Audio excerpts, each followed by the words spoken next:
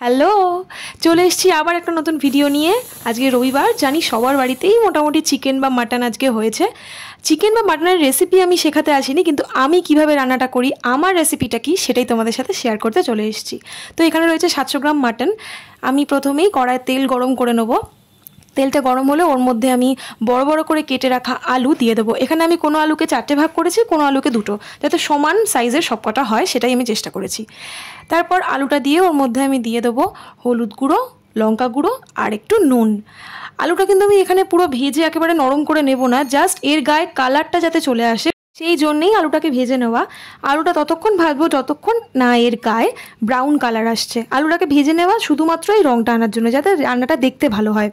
এখানে যদি আমরা আলুটা বেশি ভেজে নিই, তাহলে যখন প্রেশার কুকারে মাটনটা দেবো তখন কিন্তু আলুটা একেবারে গলে যাবে। যাই হোক, এবার আমি একটা মশলা বানিয়ে নেব। তোমরা যারা বাটা মশলা দিয়ে রান্না করতে চাও করতেই পারো, এতে তো রান্নার স্বাদ দ্বিগুণ বেড়ে যাবে।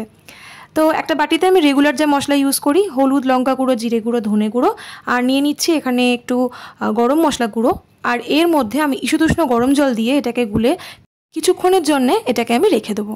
তোমরা যারা বাটা মশলা দিয়ে রান্না করবে ভাবছো, তারা নিঃসন্দেহে করতে পারো, কারণ বাটা মশলা দিয়ে রান্না করলে তার স্বাদ দ্বিগুণ বেড়ে যায়। আমি জানি, এটা তোমরা সকলেই জানো।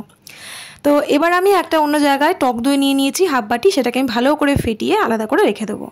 যে প্রেশার কুকারে মাটনটা করব সেখানে আমি নিয়ে নিলাম প্রায় হাফ কাপ সর্ষের তেল। রান্নায় কিন্তু তেলটা একটু বেশি ব্যবহার হবে। মাটন রান্না করতে গেলে তেল একটু বেশি লাগে, অন্তত আমি যখন করি আমার তো লাগেই। তো তারপর আমি এর মধ্যে দিয়ে দিলাম হচ্ছে তেজপাতা, গোটা জিরে, গোটা গরম মশলা, আর দিয়ে দিলাম 1 চামচ চিনি। চিনিটা এখানে মিষ্টি হওয়ার জন্য না, চিনিটা এখানে জাস্ট কালারটা যাতে খুব ভালো আসে, মাটনের লাল লাল বেশ ব্রাউন একটা কালার আসে, সেই জন্যই দেওয়া। তো তারপর আমি এখানে দিয়ে দিলাম হচ্ছে 5টা মিডিয়াম সাইজের পেঁয়াজ কুচি আর একটা গোটা রসুন আমি দিয়ে পেঁয়াজটাকে কিছুক্ষণ ভালো করে ভেজে নেব। ভাজাটা যাতে তাড়াতাড়ি হয়ে যায় তাই আমি এর মধ্যে দিয়ে দিলাম হচ্ছে নুন। নুনটা দিলে কি হয়, পেঁয়াজটা খুব তাড়াতাড়ি ভাজা হয়ে যায়। আর এটা ততক্ষণ ভাজবো যতক্ষণ এটা বেশ বেরেস্তার মতন একটা রং না আসে। তো তারপর আমি এখানে দিয়ে দেবো হচ্ছে আদা, রসুন আর কাঁচা লঙ্কা বাটা। এখানে কাঁচা লঙ্কা কতটা দেবে সেটা তোমার নিজের কতটা ঝাল পছন্দ তার উপর ডিপেন্ড করছে। আমি তো অনেকগুলোই কাঁচা লঙ্কা দিয়েছি, সেই জন্য দেখতেই পাচ্ছ আমার বেশ বাটা মশলার রঙটাও গ্রিন গ্রিন এসছে। তো কাঁচা লঙ্কা খাওয়ার জন্যে আমি প্রচুর বকা খাই, কিন্তু তাও বকা খেয়ে আমার বদ অভ্যেস এখনও যায়নি। তো যাই হোক, এবার আদা রসুনটা যখন ভাজছিলাম তখনই আমি এর মধ্যে আগে থেকে পরিষ্কার করে ধুয়ে রাখা মাটনটা অ্যাড করে দিলাম। ঠিক এই সময়, মানে আদা রসুন কাঁচা লঙ্কা যে টাইমে ভাজছি, এই টাইমে যদি মাটনটা দেওয়া হয় তাহলে খুব সুন্দর একটা গন্ধ আসে মাটনে, আর খুব ভালো টেস্টও হয়। তো এখানে কিন্তু আমি খুব ভালো করে এটাকে সময় নিয়ে ভালো করে ভেজে নিচ্ছি। এটাকে আমি ঢাকা দিয়ে কিছুক্ষণ হতে দেবো, তাতে মাটন থেকে কিছুটা জল বেরোবে। তারপর আমি আগে থেকে যে মশলাটা রেডি করে রেখেছিলাম সেই মশলাটা এখানে দিয়ে দেবো। আর এখানে আলাদা করে কোনো জল অ্যাড করিনি, শুধুমাত্র মশলার বাটিতে যেটুকু মশলা লেগেছিল তাতে জল দিয়ে আমি এখানে দিয়ে দিলাম।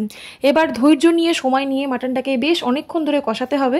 বলেই দিলাম এখানে জল কোনো অ্যাড করিনি আমি, ঢাকা দিয়ে অল্প আছে, বারবার করে কষিয়ে নিলেই মাটন থেকে বেশ পরিমাণ জল বেরোবে। তাতেই মাটনটা কিন্তু প্রায় অনেকটাই সেদ্ধ হয়ে যাবে। 10-12 মিনিট ভালো করে কষিয়ে নেওয়ার পর আমি দিয়ে দিচ্ছি এখানে শুকনো লঙ্কা আর 2টো বড় সাইজের টমেটো পেস্ট। এটা দিয়ে মাটনটাকে আরও কিছুক্ষণ ভালো করে অল্প আছে কষিয়ে নিতে হবে। দেখেছো রঙটা ঠিক কী এসছে? তোমরা যদি মনে করো যে বেশি ঝাল খাবে না, তাহলে এখানে শুকনো লঙ্কাটা তোমরা স্কিপ করতেও পারো। আমি বললাম আগেই আমি প্রচণ্ড ঝাল খাই, তাই আমি শুকনো লঙ্কা দিয়েছি, আর এতে কালারটাও ভালো আসে। মাঝে একটা মশলা দিলাম না, ওটা হলো মিট মশলা, সেটা তোমরা দিতেও পারো নাও দিতে পারো। তো এরপর আমি আলুটা মিশিয়ে নিয়েছিলাম, সেটা দেখাতে ভুলে গেছি। আলুটা দিয়েও কিছুক্ষণ কষিয়ে নিয়েছি, ঢাকা দিয়ে রেখেছিলাম, আর মাটন থেকে বেশ অনেকটা জল বেরিয়ে গেছে। তো এরপর আমি এখানে নুন মিষ্টিটা চেক করে নেব, আর চেক করে এরপর আমি এর মধ্যে দিয়ে দেবো হচ্ছে গরম জল। এখানে ঠান্ডা জল আমি ইউজ করি না, ঠান্ডা জল দিলে যেন টেস্টটা নষ্ট হয়ে যায় আমার মনে হয়। তো আগে থেকে গরম জল করে রেখেছিলাম, সেটা দিয়ে দিলাম। তারপর যখন ভালোভাবে ফুটে উঠবে পুরোটা, তখন আমি এর মধ্যে দিয়ে দেবো বেশ 1 চামচ পরিমাণ ঘি, আর দিয়ে দেবো হচ্ছে আর একটু গরম মশলা দিয়ে ভালো করে আরও কিছুক্ষণ ফুটিয়ে নেব, 5 থেকে 7 মিনিট। ফোটানো হয়ে গেলে লাস্টে ঠিক যখন প্রেশার কুকারের ঢাকনা বন্ধ করার সময় আসবে, তার আগে ওই যে আমি টক দইটা ফেটিয়ে রেখেছিলাম সেইটা আমি এর মধ্যে ভালো করে মিশিয়ে নেব। টক দইটা লাস্টে এই জন্যই দেওয়া, এতে না টেক্সচারটা খুব সুন্দর আসে, খেতেও খুব ভালো হয় ঝোলটা, আর রঙটাও কিন্তু খুবই ভালো আসে। দইটা মিশিয়ে নিলাম দেখতে পারলে। এবার প্রেসার কুকারে ঢাকনা আটকে দেবো। যেহেতু আমি একদম কম আছে মাটনটাকে বেশ কষিয়ে কষিয়ে অনেকক্ষণ থেকে রান্না করেছি, তাই জন্য আমার 3টে সিটি দিলেই মাটনটা হয়ে যাবে। তো আমি এখানে 3টে সিটি দিয়ে দিলাম। এটা মাটনের কোয়ালিটির উপর ডিপেন্ড করছে যে কটা সিটি পড়লে মাংস সেদ্ধ হবে। তো আমার এখানে মাটন সেদ্ধ হয়ে গেছে, দেখতেই পাচ্ছ রঙটা জাস্ট কি এসেছে। রবিবারে দুপুরে এরকম আলু দিয়ে মাংসের ঝোল, সেটা চিকেন বা মাটন যাই হোক, ঝোল যদি না খেলাম এরকম ভাত দিয়ে মেখে, তাহলে আর কি গেল রোববার। তোমাদের বাড়িতে আজকে কি মেনু সেটা আমাকে কমেন্ট করে জানাও। আর আজকের রেসিপিটা ভালো লাগলে একটা লাইক শেয়ার করো।